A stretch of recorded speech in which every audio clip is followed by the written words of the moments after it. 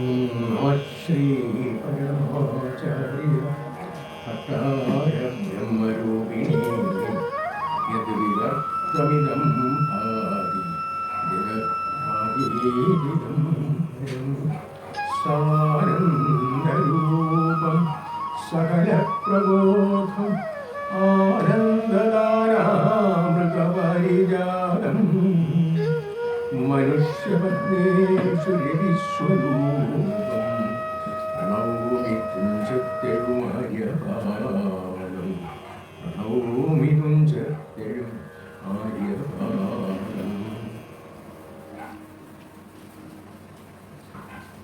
എല്ലാവർക്കും നമസ്കാരം. ഇന്ന് നമ്മുടെ മാതൃഭൂമിയുടെ സ്വാതന്ത്ര്യ ദിനം. ദീർഘകാലം പലരുടെ അടിമകളായിട്ട് കഴിയേണ്ടി വന്ന ഭാരതം അവസാനം ബ്രിട്ടീഷുകാരിൽ നിന്നും മോചനം നേടി 79ാമത്തെ സ്വാതന്ത്ര്യ ദിനം ഇന്ന്. പൂർവികരുടെ ത്യാഗം, അതിൻ്റെ ഫലം ആണ് നമ്മൾ ഇന്ന് അഭിമാനത്തോടു കൂടി ജീവിക്കുന്നതിലൂടെ അനുഭവിക്കുന്നത്. എനിക്ക് ഈ അഭിമാനം എന്നുള്ള വാക്ക് പറയുമ്പോൾ എനിക്കൊരു പ്രത്യേക അഭിമാനം കൂടിയുള്ളത് എൻ്റെ പൂർവികനും ബ്രിട്ടീഷുകാരുമായിട്ടുള്ള യുദ്ധത്തിൽ മരിച്ചയാളാണ്. നിങ്ങൾ കേട്ടിട്ടുണ്ടോ എന്നറിയില്ല. പുനച്ചൽ വലിയ ജമ്മൻ എന്ന് പറയും. അദ്ദേഹം 3 മഹാരാജാക്കന്മാരുടെ കാലത്ത് സൈന്യാധിപനായിരുന്ന ആളാണ്. വലിയ ജമാൻ എന്ന് പറയുന്നത് ഉദ്യോഗ പേര്, അന്നത്തെ സൈന്യാധിപൻ. പുനച്ചൽ മാർത്താണ്ഡപിള്ള വലിയ ജമാൻ എന്ന് പറയുന്നു. വട്ടക്കോട്ട കെട്ടിയ വലിയ ജമാൻ എന്ന് തിരുവിതാംകൂർ ചരിത്രം പഠിക്കുന്നവർ കൊണ്ട് പഠിക്കുമായിരുന്നു. കന്യാകുമാരിയിലെ വട്ടക്കോട്ട കെട്ടിച്ചത് അദ്ദേഹമാണ്. പുനച്ചൽ യുദ്ധത്തിൽ ഡിലനായിയെ തോൽപ്പിച്ച് പിടിച്ച് ഇങ്ങനെ കൊണ്ടുവന്നത് ഇദ്ദേഹം ഒരു ആനയുടെ ശക്തിയുള്ള ആളായിരുന്നു എന്നാണ് പറയുന്നത്. ഒരു ആനയുടെ ബലം ഉള്ള ആളായിരുന്നു. അതുപോലെ ബുദ്ധിയുമുണ്ട്. അദ്ദേഹം അവരെ ഡച്ച് സൈന്യത്തെ തോൽപ്പിച്ച് ഡിലനായിയെ പിടിച്ച് ഘട്ടത്തിടുക്കി ഇങ്ങ് കരയിൽ കൊണ്ടുവന്നു എന്നാണ് നാട്ടുകാരെ പറഞ്ഞു കേട്ടിട്ടുള്ളത്. അവസാനം അദ്ദേഹം ആലുവ വഴിയിൽ ബ്രിട്ടീഷുകാർ തിരുവിതാംകൂർ ആക്രമിച്ചപ്പോൾ അദ്ദേഹത്തിന് അന്ന് 80 വയസ്സ്. നമ്മുടെ സൈന്യം അങ്ങോട്ട് ചെറുക്കാൻ പോകണം എന്ന് വേദത്തമ്പീരളവ പറഞ്ഞു. അപ്പം വലിയ ജമാൻ രാജാവിനോട് പറഞ്ഞു, നമ്മൾ പോകരുത്, നമുക്ക് വാളും പരിചയമേ ഉള്ളൂ, അവർ വീര്യം ചെയ്തുകൊണ്ട് വന്നിരിക്കുകയാണ്, നമ്മളെല്ലാം പോകരുത്. വേദത്തമ്പിയുടെ ശാഠ്യം കൊണ്ട് രാജാവ് പോകാൻ പറഞ്ഞു. അങ്ങനെ വലിയ ജമാൻ്റെ നേതൃത്വത്തിൽ ആലുവ വഴിയിൽ പോയി. അവർ വീര്യം ചോദിച്ചടിച്ച് എല്ലാവരും മരിച്ചുകൊണ്ടിരിക്കുമ്പോൾ വലിയ ജമാൻ പറഞ്ഞു, ഞാൻ മാത്രമല്ല എൻ്റെ ആളുകളൊക്കെ പോയിട്ട് ഞാനതിന് തിരിച്ചു പോകും, മുമ്പിൽ എടുത്ത് ചാടി. അങ്ങനെയാണ് മരിക്കുന്നത്. ആ മരിച്ചു വീണ സ്ഥലത്തിപ്പോൾ അദ്ദേഹത്തിൻ്റെ പ്രതിഷ്ഠിച്ച ക്ഷേത്രമുണ്ട്, വലിയ ജമാൻ കോവിൽ ഉണ്ട്. അത് പറഞ്ഞതെന്ന് വെച്ചാൽ ഇതുപോലെ, ഇത് ഒരുപക്ഷെ ആദ്യത്തെ ആയിരിക്കാം, ഇതുപോലെ ഇതൊക്കെ ഇനി ചരിത്രത്തിൽ ഇങ്ങോട്ട് വെളിയിൽ വരാതിരിക്കുന്നതേ ഉള്ളൂ. ഇതുപോലെ എത്രയോ വലിയ ആളുകളുടെ ത്യാഗം ആണ് നമ്മുടെ ഇന്നത്തെ ആനന്ദം. നമ്മൾ ഇന്ന് ഇപ്പോൾ ഈ കർക്കിടക മാസം രാമായണ മാസമായി ആഘോഷിക്കുന്നു. ഇതിൻ്റെ നായകനായ ശ്രീരാമനും അങ്ങേയറ്റം ദേശാഭിമാനി ആയിരുന്നു എന്ന് നമുക്കറിയാം. രാവണനെ വധിച്ച് ലങ്ക കൈവശമാക്കിയ ശേഷം ലങ്കയൊക്കൊന്ന് ചുറ്റിക്കാണാം എന്നും പറഞ്ഞ് നടന്നപ്പോൾ വളരെ ഐശ്വര്യസമൃദ്ധമായ രാജ്യമാണ്. ലക്ഷ്മണൻ പറയുന്നു, ഇത്രയും ഐശ്വര്യസമൃദ്ധമായ ഈ രാജ്യം വിട്ട് നമ്മൾ തിരിച്ചു പോകുന്നതിന് ഇവിടെ തന്നെ കഴിഞ്ഞോളാം, കഴിയുന്നല്ലേ ചേട്ടാ നല്ലത് എന്ന് പറയുന്നു. അപ്പോഴാണ് അവൻ പറയുന്നത്, നീ എന്ത് പറഞ്ഞു? ജനനീ ജന്മഭൂമിശ്ച സ്വർഗാദപി ഗരീയസി, പെറ്റമ്മയും പിറന്ന നാടും സ്വർഗത്തേക്കാൾ ശ്രേഷ്ഠമാണ്, അപ്പോൾ നമ്മുടെ നാട് എന്ന് നമുക്ക് വലുത് എന്ന് പറയുന്നു. ഇത് വാൽമീകി രാമായണത്തിലുള്ളതല്ല. രാമായണങ്ങൾ പലതും കവിവരന്മാർ പാമോനമോട് പാടിയിട്ടുണ്ടല്ലോ. അതിൽ ഒരു ഹനുമാൻ നാടകം എന്ന് അതിലുള്ളതാണ്. ജനനീ ഈ ശ്ലോകം പ്രശസ്തം, പക്ഷെ ഏതിലുള്ളതാണെന്ന് പലർക്കും അറിഞ്ഞുകൂടാ. ഹനുമാൻ നാടകത്തിലുള്ളതാണ്. ജനനീ ജന്മഭൂമിശ്ച സ്വർഗാദപി ഗരീയസി. സ്വർഗത്തെക്കാൾ ശ്രേഷ്ഠമാണ് പെറ്റും വഴിയും പിറന്ന നാട് എന്ന് പറയും ശ്രീരാമൻ പറഞ്ഞതാണ്. അപ്പൊ ശ്രീരാമൻ അങ്ങേയറ്റം ദേശാഭിമാനത്തിൻ്റെ പ്രതീകം ആയിരുന്നു എന്നാണ് അത് സൂചിപ്പിക്കുന്നത്. രാമകഥ, രാമായണം രേഖമുള്ളത് കൊണ്ടാണ് അയണം ആകുന്നത്. രാമായണം ഭാരതമൊട്ടാകെ, ലോകമൊട്ടാകെ പ്രചരിച്ച കാവ്യമാണ്. മലയാളത്തിലും തുഞ്ചത്ത് ആചാര്യനിലൂടെ, കവികുല ഗുരുവായ തുഞ്ചത്ത് ആചാര്യനിലൂടെ രാമായണം ജനങ്ങളുടെ ഹൃദയത്തിൽ പതിഞ്ഞു. രാമായണത്തിൽ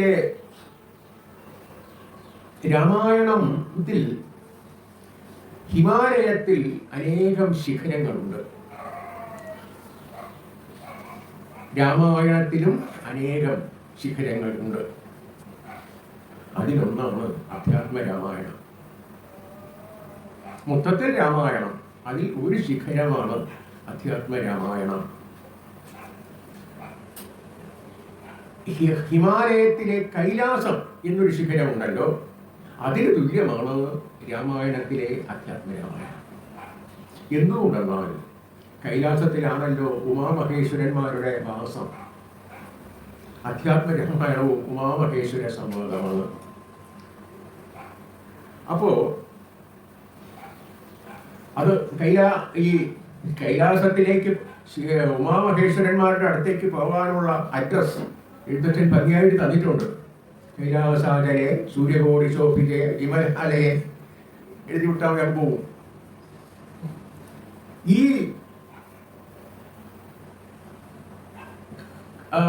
അധ്യാത്മരാമായണം ഇവിടെ പ്രചരിച്ചതോടുകൂടി ഉണ്ടായ മാറ്റം, ഈ നാടിനുണ്ടായ മാറ്റം അനേകം പേര് പഠിച്ചെഴുതിയിട്ടുണ്ട്. എങ്കിലും ഇനിയും എത്രയോ പഠനീയമായിരിക്കുന്നു. അന്നത്തെ മലയാളം, തുഞ്ചത്താചാര്യൻ ജനിച്ച കാലത്തുള്ള മലയാള നാട് ധാർമ്മികമായും സാംസ്കാരികമായും അങ്ങേയറ്റം അധപ്പതിച്ച ഒരു കാലഘട്ടമായിരുന്നു. അങ്ങനെ അധപ്പതിച്ച് കിടന്ന സ്വന്തം സഹോദരങ്ങളെ പുനരുദ്ധരിക്കാൻ വേണ്ടിയാണ് ഈ മഹാകവി, കവികുല കൂടസ്ഥൻ പേനയെടുത്തത്. അദ്ദേഹം നോക്കിയപ്പോൾ അതിന് വാൽമീകി രാമായണം പോരാ. അധ്യാത്മരാമായണം, ഹിമവാനിലെ കൈലാസ ശിഖരം ആയ രാമായണത്തിലെ അധ്യാത്മരാമായണം തന്നെ വേണം. ആ കൈലാസ ശിഖരത്തിലെ ഔഷധം കൊണ്ടേ ഈ മതിമോഹം വന്ന് കിടക്കണ ഇവിടുത്തെ മലയാളി സഹോദരങ്ങൾ രക്ഷപ്പെടുകയുള്ളൂ എന്ന് പണ്ടൊരു കവിവരൻ നേരത്തെ പോയി കൈലാസത്തിനും അപ്പുറത്തുള്ള രണ്ട് മലക്കിടയ്ക്കുള്ള ചില ഔഷധങ്ങൾ, 4 ഔഷധങ്ങൾ, ദിവ്യ ഔഷധങ്ങൾ ഉള്ളതിലെ എടുത്തുകൊണ്ട് വന്നു.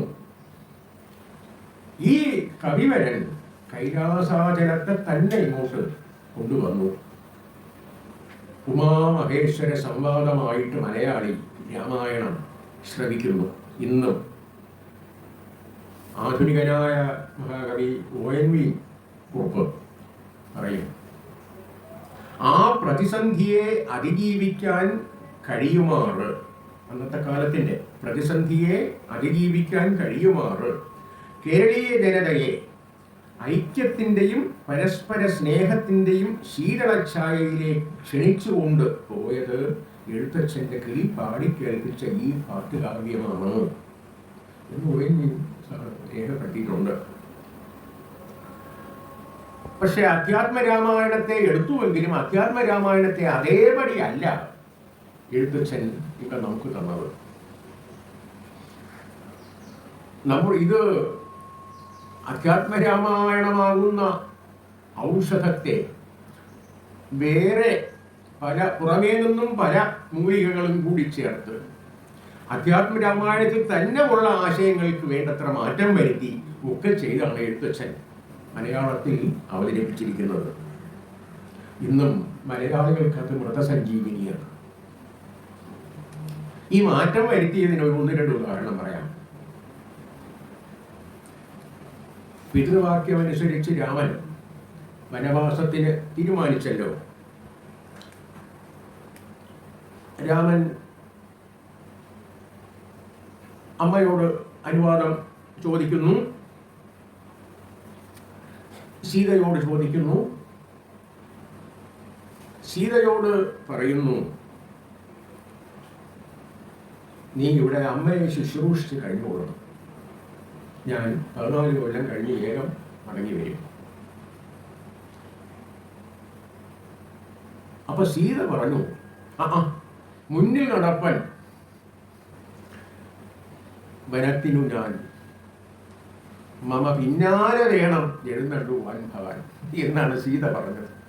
മുന്നിൽ നടപ്പൻ വനത്തിനു ഞാൻ, മമ പിന്നാലെ വേണം എഴുന്നള്ളുവാൻ ഭവാൻ. ഇത് എഴുത്തച്ഛൻ്റെ സ്വന്തമല്ല, ഇത് അധ്യാത്മരാമായണ മൂലത്തിനുള്ളത് തന്നെയാണ്. അഹം അഗ്രേ ഗമിഷ്യാമി വനം പശ്ചാത് ത്വമേഷ്യസി എന്നാണ് അധ്യാത്മരാമായണ മൂലത്തിലുള്ളത്. ഇത് തന്നെ കാര്യം. ഞാൻ മുമ്പേ പോകും, എൻ്റെ പിറകെ വന്നോളണം. വാൽമീകി രാമായണത്തിലും ഇങ്ങനെ തന്നെയാണ് പറയുന്നത്. അതിൻ്റെ തർജ്ജിമ വെള്ളത്തോട് ചെയ്തിട്ടുള്ളത്, അങ്ങിപ്പോഴേ കൊടുങ്കാട്ടിൽ പോകുകയാണെങ്കിൽ ഞാൻ തവ മുമ്പേ നടപ്പൻ മുൾദർഭ മെരിച്ചും കൊണ്ടുരഭവ. ഞാൻ മുമ്പിൽ നടക്കും, കാട്ടിൽ മുള്ളും ദർഭയും അതും ചവിട്ടി മെതിച്ചുകൊണ്ട് ഞാൻ മുമ്പേ പോകും എന്ന് വാൽമീകിയും പറഞ്ഞു, അധ്യാത്മരാമായണകാരനും പറഞ്ഞു, എഴുത്തച്ഛനും അതേപോലെ പറയുന്നു. മുന്നിൽ നടപ്പൻ, ഞാൻ മുന്നിൽ നടപ്പൻ വനത്തിനു ഞാൻ, അമ്മ പിന്നാലെ വേണം എഴുന്നള്ളുവാൻ ഭവാൻ. അമ്മയോട് പറഞ്ഞപ്പോ അമ്മയാണെങ്കിലോ, അമ്മ ആദ്യം ദുഃഖിച്ചു, ഞാൻ കൂടി വരുമെന്നൊക്കെ പറഞ്ഞുവെങ്കിലും ഭർത്തൃ ശുശ്രൂഷ ഓർത്ത് കൗസല്യ വീട്ടിൽ തന്നെ കഴിയാം, ദുഃഖിച്ചാണെങ്കിലും ഭർത്താവിനെ ശുശ്രൂഷിക്കണമല്ലോ, കഴിയാം എന്ന് വിചാരിച്ചു. ഒപ്പം പോകുന്ന മകന് വേണ്ടി ഒരു പ്രാർത്ഥന നടത്തുന്നു. അതിൻ്റെ മൂലം അധ്യാത്മരാമായണത്തിലുള്ളത് സർവേ ദേവാഃ സഗന്ധർവാഃ ബ്രഹ്മാ വിഷ്ണു ശിവാദയഃ യക്ഷന്തു ത്വാം സദായാന്തം തിഷ്ഠന്തം നിദ്രയായുധം എന്നാണ്. എല്ലാ ദേവന്മാരോടും കൂടി ഗന്ധർവന്മാരോടും ഒപ്പം ബ്രഹ്മാവിഷ്ണു മഹേശ്വരന്മാർ നിന്നെ രക്ഷിക്കട്ടെ. നീ നടക്കുമ്പോഴും ഇരിക്കുമ്പോഴും ഉറങ്ങുമ്പോഴും നിന്നെ രക്ഷിക്കട്ടെ എന്നാണ് അമ്മ. ഇതിനെ എഴുത്തച്ഛൻ അതിമനോഹരമാക്കി മലയാളത്തിൽ മഹാകവിയുടെ സിദ്ധി വെളിവാകുമാറ് എഴുത്തച്ഛൻ പറഞ്ഞു. നമുക്കതറിയാം. സൃഷ്ടികർത്താവേ വിരിഞ്ച പത്മാസന പുഷ്ടദയാപ്തേ പുരുഷോത്തമ ഹരേ മൃത്യുഞ്ജയ മഹാദേവ ഗൗരീപദേ വൃത്രാരിമുമ്പായ ദിക്പാലകന്മാരെ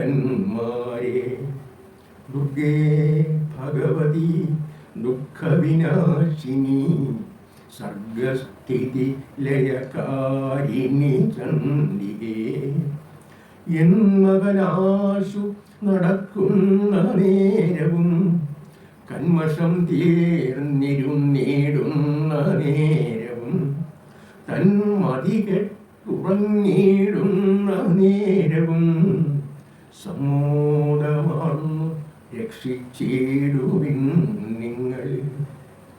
അധ്യാത്മരാമായണ മൂലത്തിലെ ആ 4 വരി എഴുത്തച്ഛനാക്കി മാറ്റി നോക്കണം. ദേവന്മാരെ ഇത് അനുസരിക്കും. ആ കാവ്യത്തിൻ്റെ ഗുണം അതാണ്. അപ്പോ കൗസല്യ ചെയ്തത് തൻ്റെ പുത്രന്റെ കാര്യം ഭഗവാനിൽ അർപ്പിക്കുകയാണ് ചെയ്തത്. പുത്രന്റെ രക്ഷ ഈശ്വരനിൽ അർപ്പിച്ചു. അതും ആ സൃഷ്ടികർത്താവിനെ, ബ്രഹ്മാവിനെ, വിഷ്ണുവിനെ, ശിവനെ 3 പേരെയും വിളിച്ചു. ദേവിയന്മാരെ വിളിച്ചു, ദേവിയെയും വിളിച്ചു.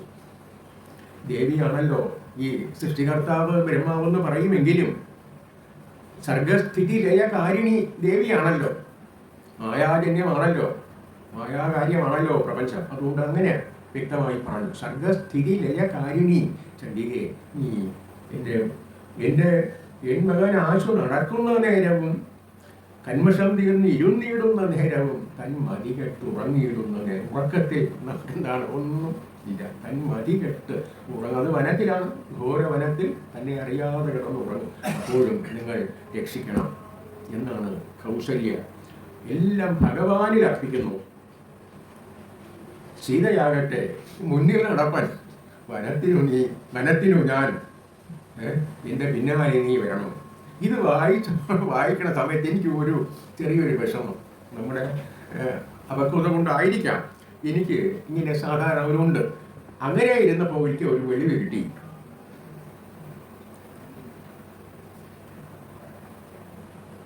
ഇത് മുന്നിൽ നടപ്പൻ വനത്തിന് എന്നാണല്ലോ. വനത്തിൽ അല്ല, വനത്തിന് പുറപ്പെടുമ്പോൾ, വീട്ടിൽ നിന്ന് ഇറങ്ങുമ്പോൾ എഴുത്തച്ഛൻ ആ രണ്ട് പൂർവ്വകവികളെയും വാൽമീകിയെയും അധ്യാത്മരാമായണം മൂലഗ്രന്ഥകാരനെയും ശകലം ഒന്ന് വെട്ടിച്ചുകൊണ്ട് ഒരു അക്ഷരം, ഒരു സ്വരം മാറ്റി. മുന്നിൽ നടപ്പൻ വനത്തിൽ ഞാനെന്ന് പറഞ്ഞിരുന്നുവെങ്കിൽ വനത്തിന് പുറപ്പെടുമ്പോൾ ഞാൻ മുമ്പിൽ നടക്കും, വനത്തിറങ്ങുമെന്ന് പറഞ്ഞില്ല. ഇറങ്ങുമ്പോൾ വീട്ടിൽ നിന്ന് ഞാൻ മുമ്പേ ആദ്യം ഇറങ്ങും എന്നാണ് പറഞ്ഞത്. അതുപോലെ പിന്നാലെ വേണം എഴുന്നള്ളുവാൻ ഭവാൻ. എഴുന്നള്ളത്ത് ശ്രീരാമൻ്റെതാണ്, മറ്റേതൊന്നും ആ വാക്കിലില്ല. മറ്റുള്ളവരൊക്കെ എൻ്റെ മുന്നിൽ നിങ്ങൾ ഇറങ്ങി നടന്നോളണം എന്നാണ്. ഇതല്ല, എഴുന്നള്ളത്ത് വരുന്നു. ഏത് ദേവന്റെയും മഹാരാജാവിൻ്റെ ആവട്ടെ ദേവന്മാരുടെ ആവട്ടെ എഴുന്നള്ളത്ത് വരുന്നു. എഴുന്നള്ളത്തിന് മുമ്പിൽ വിളക്ക് പിടിക്കാനും മറ്റും ഒരാളുണ്ടാവും. പക്ഷെ മുമ്പിൽ ആ അല്ല നിൽക്കുന്ന എഴുന്നള്ളത്ത് ആ ദേവനാണ്. അതാണ് പിന്നാലെ വേണം എഴുന്നള്ളുവാൻ ഭവാൻ. ആ രണ്ട് വാക്ക്, ഇതാണ് മഹാകവിയുടെ ലക്ഷണം. ഒരു ശബ്ദം, ഒരു പദം, ഒരു സ്വരം കൊണ്ടൊരു വലിയ ആശയ പ്രപഞ്ചം ഉണ്ടാക്കുക. ഇത് എഴുത്തച്ഛൻ്റെ കഴിവാണ്. അങ്ങനെ ഞാൻ അങ്ങനെയാണ് സമാധാനിച്ചിരിക്കുന്നത്. അപ്പോൾ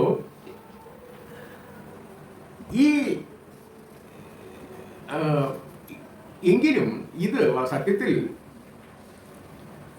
ഇങ്ങനെയാണ് എഴുത്തച്ഛൻ ഉദ്ദേശിച്ചതെങ്കിലും ശ്രീരാമനും കാര്യം അറിയാം. എങ്കിലും വനത്തിൽ ചെന്നപ്പോൾ ശ്രീരാമൻ്റെ ഉള്ളിൽ ഇത് ഉണ്ടായിരിക്കണം. മുമ്പിൽ അവിടെ നടക്കാമെന്നാണല്ലോ പറഞ്ഞത്. വനത്തിൽ ചെന്നപ്പോൾ ശ്രീരാമൻ പറഞ്ഞു, ലക്ഷ്മണ നീ മുമ്പ് പോ. വാസ്തവത്തിൽ അധ്യാത്മരാമായണം മൂലത്തിൽ അങ്ങനെയല്ല, അഗ്രേ യാസ്യാമ്യഹം എന്നാണ്. ശ്രീരാമൻ പറയുന്നു ഞാൻ മുമ്പേ പോവാം എന്നാണ് അധ്യാത്മരാമായണം മൂലത്തിലുള്ളത്. അഗ്രേ യാസ്യാമ്യഹം പശ്ചാത്തോ അന്വേഹി ധനുഗ്രഹ അവയോർ മധ്യക സീത മായേവ ആത്മപരാത്മനോ എന്നാണ്. അപ്പം അധ്യാത്മരാമായണ ആണ് എഴുത്തച്ഛൻ തർജ്ജമ ചെയ്യാൻ സ്വീകരിച്ചിരിക്കുന്നത് എങ്കിലും അത് മാറ്റി എഴുത്തച്ഛൻ. ഞാൻ മുമ്പേ പോകാം അഗ്രേ യാസ്യാമ്യഹം എന്ന് ശ്രീരാമൻ പറഞ്ഞ എഴുത്തച്ഛൻ സ്വീകാര്യമായില്ല. എഴുത്തച്ഛൻ്റെ രാമൻ ലക്ഷ്മണനോട് പറഞ്ഞു, മുന്നിൽ നീ നടക്കണം. ലക്ഷ്മണനോട് നടക്കാൻ പറയുകയാണ്. വഴിയേ വൈദേഹിയും പിന്നാലെ ഞാനും നടന്നിടുവൻ ഗതഭയം. അപ്പൊ അവിടെ സീതയ്ക്ക് ഒരു പൊട്ടുമായി. എന്താണ്? മുമ്പ് പോണത് ലക്ഷ്മണൻ പൊയ്ക്കോളും, എൻ്റെ പിന്നാലെ വരണം, ഞാൻ കാണിക്കുന്ന വഴിയെ, മുമ്പേ പോകണമല്ലോ വഴി കാണിക്കുന്നത്, ഞാൻ കാണിക്കുന്ന വഴിയെ നീ വന്നോളണമെന്ന് സീത പറഞ്ഞതിന് മറുപടിയായിട്ട് മുന്നിൽ നീ നടക്കണം വഴിയെ വൈദേഹിയും, ലക്ഷ്മണ നീ പോണ വഴിയെ സീത വന്നോളണം എന്നാണ് ധ്വനി. വഴിയെ വൈദേഹിയും പിന്നാലെ ഞാനും നടന്നിടുവൻ ഗതഭയം. വാസ്തവത്തിൽ ഈ പിന്നാലെ ആണല്ലോ യഥാർത്ഥ ആള് പോണത്. അതിൻ്റെ ഉദാഹരണം അടുത്ത് പറഞ്ഞിട്ടുണ്ട്. അതിലും വാൽമീകിയുടെ ഉദാഹരണം എഴുത്തച്ഛൻ സ്വീകരിച്ചില്ല. ഈ രണ്ട് വരിയെ സ്വീകരിച്ചുള്ളൂ, വാൽമീകിയുടെ ഉദാഹരണം സ്വീകരിച്ചില്ല. വാൽമീകിയുടെ ഉദാഹരണത്തിൽ രണ്ട് ആണാനകൾക്ക് നടുവിലുള്ള പെണ്ണാനയെ പോലെ സീത പോയി എന്നാണ് വാൽമീകി പറയണത്. എഴുത്തച്ഛന് അത് സമ്മതമായില്ല. അദ്ദേഹം നോക്കിയപ്പോൾ അധ്യാത്മരാമായണത്തിൽ അതിന് നല്ല ഉദാഹരണമുണ്ട്. അധ്യാത്മരാമായണകാരൻ പറയുന്നു, ജീവാത്മാ പരമാത്മാക്കൾക്കു മധ്യസ്ഥയാകും ദേവി മഹാമായാദേവി എന്നതുപോലെ എന്ന് പറയുന്നു. അപ്പോൾ അത് കൊള്ളാം, അധ്യാത്മരാമായണത്തിന് യോജിച്ച ഉപമയാണ് എന്ന് എഴുത്തച്ഛൻ തോന്നി. അത് സ്വീകരിച്ചു. ആദ്യത്തെ രണ്ടുപേർക്ക് വാൽമീകി എടുത്തതും രണ്ടാമത്തത് അധ്യാത്മരാമായണത്തിന് ഉപമ. വാസ്തവത്തിൽ ഈ ഉപമ വളരെ വിശേഷമാണ്. ഈ അധ്യാത്മരാമായണത്തിലെ നായകന് യോജിച്ച തന്നെയല്ല, ഒരു ഒറ്റയടി പാതയിലൂടെ ഒരു ഇടുങ്ങിയ വനമാണ്. അതിൽ കൂടെ 3 പേര് പോകുമ്പോൾ മുമ്പിൽ നിന്ന് എതിരെ വരുന്ന ഒരാളിനെ, മുമ്പിൽ വരുന്ന ആളിനെ കാണാൻ ഒക്കൂ, ഏറ്റവും പിറകെയുള്ള ആളിനെ കാണാൻ ഒക്കൂല, നടുവിൽ ഒരാൾ മറയ്ക്കുന്നുണ്ടല്ലോ. തന്നെയല്ല, മുമ്പിൽ പോണ ആളിന് പോലും തിരിഞ്ഞു നോക്കിയാൽ തൊട്ട് പിറകെയുള്ള ആൾ മറഞ്ഞ് 3ാമത്തെ ആളിനെ കാണാൻ ഒക്കൂല. ജീവാത്മാവ് പരമാത്മാവ്, ജീവാത്മാവ് മുമ്പിൽ, പരമാത്മാവ് പിന്നിൽ, ഇടയ്ക്ക് മായ മറഞ്ഞാണല്ലോ നമുക്കൊന്നും അറിയാനൊക്കാത്തത്. വളരെ വിശേഷമായ കാളിദാസൻ തോറ്റുപോകും ഈ ഉപമയുടെ ഇതുകൊണ്ട്. പക്ഷേ ആ ഉപമ പ്രയോഗിച്ചിടത്ത്, അത് അധ്യാത്മരാമായണകാരൻ്റെ ഉപമയാണ്, പക്ഷെ അദ്ദേഹം പ്രയോഗിച്ചിടത്ത് ഒരു ചെറിയ തെറ്റുപറ്റി. അതും എഴുത്തച്ഛൻ കണ്ടു. എന്താണ്?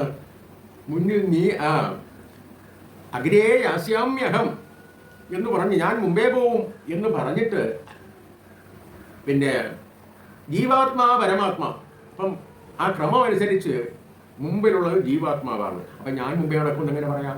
രാമൻ എങ്ങനെ പറയാം? രാമൻ ജീവാത്മാവല്ലല്ലോ, പരമാത്മാവല്ലേ. അഗ്രേ ആസ്യാമ്യഹം പശ്ചാത് ത്വം അന്വേഹി എന്ന് പറഞ്ഞ സ്ഥിതിക്ക് മായാ ഇവ ആത്മപരാത്മനോ, ആത്മാവ് പരമാത്മാവ്.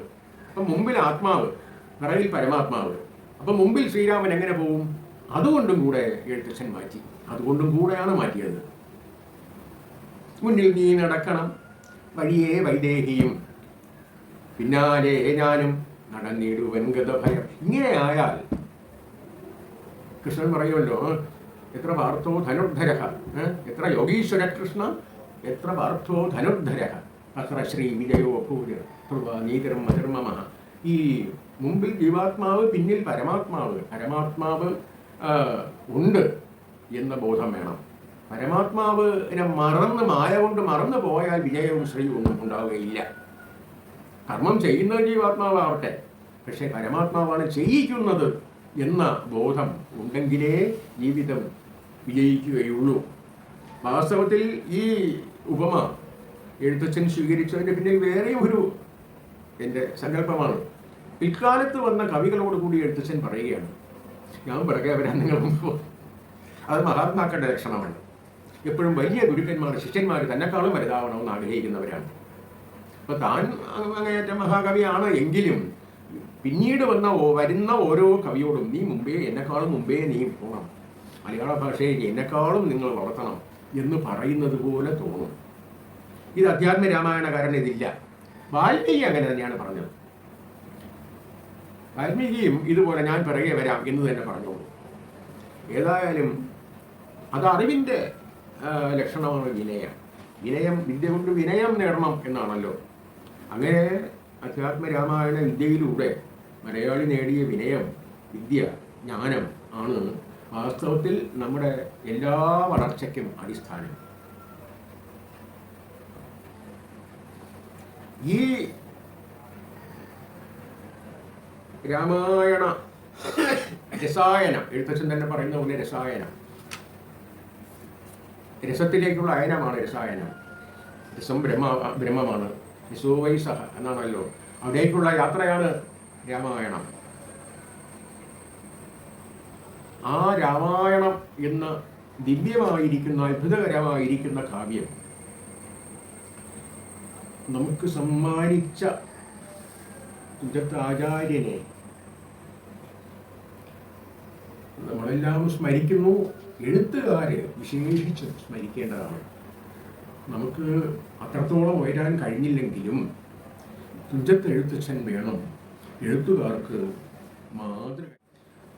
എഴുതിയാൽ എഴുത്തച്ഛൻ എഴുതിയ പോലെ വേണം, എഴുതിയാൽ എഴുത്തച്ഛൻ എഴുതിയ പോലെ വേണം, പഴകെ മാറ്റു പത്തരയല്ലോ.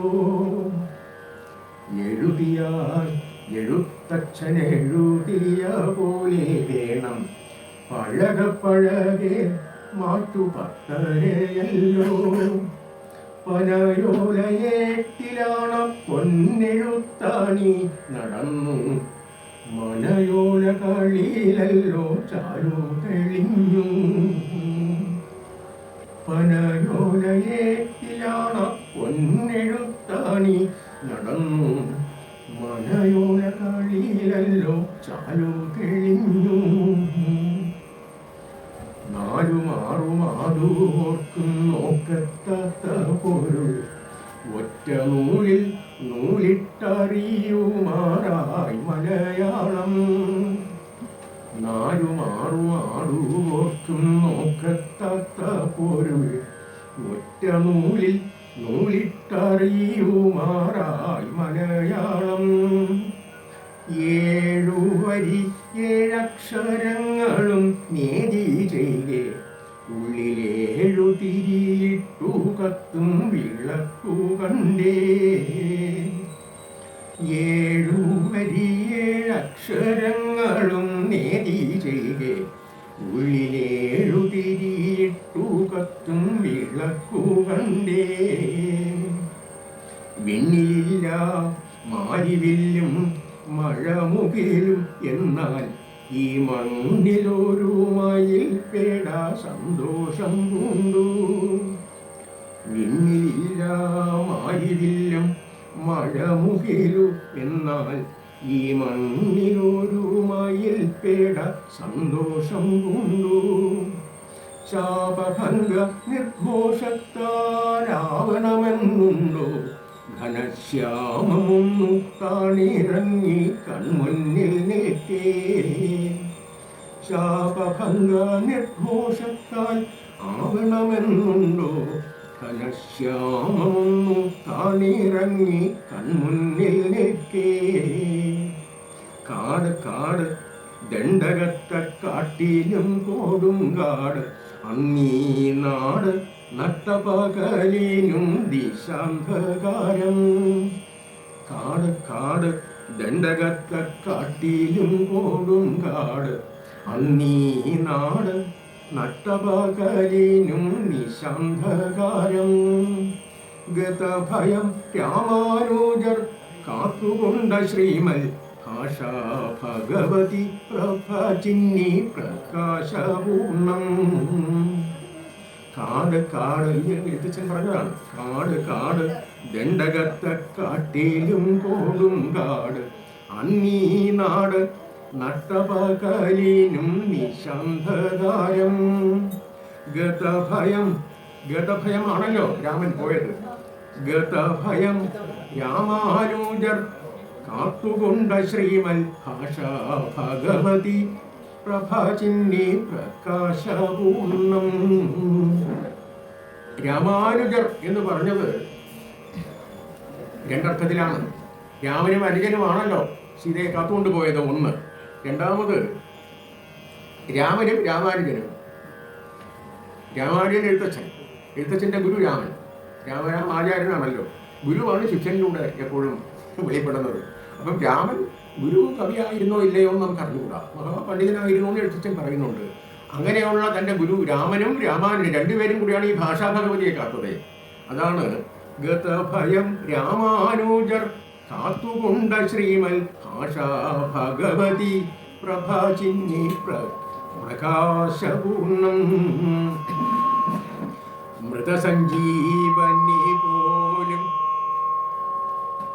മൃതസഞ്ജീവനി പോലും മതിയാവില്ലെന്നു കണ്ടോ മതിമോഹഗ്രസ്തം മലനാടുണർന്നേൽക്കാൻ കൈലാസാചലമിളക്കിക്കൊണ്ടുപോന്നു പിതാക്കന്മാർ കയ്യാൽ താനേകുമാറാക്കി കവിരാജൻ നീ. മൃതസഞ്ജീവിനി ആദ്യം ഒരു കവിവരൻ കൊണ്ടുവന്നു. ഇവിടെ ഈ മലയാളത്തിൽ എഴുത്തച്ഛൻ കൊണ്ടുവന്നു കവിവരൻ്റെ സ്ഥാനത്ത് കവിവരൻ കൊണ്ടുവന്നു.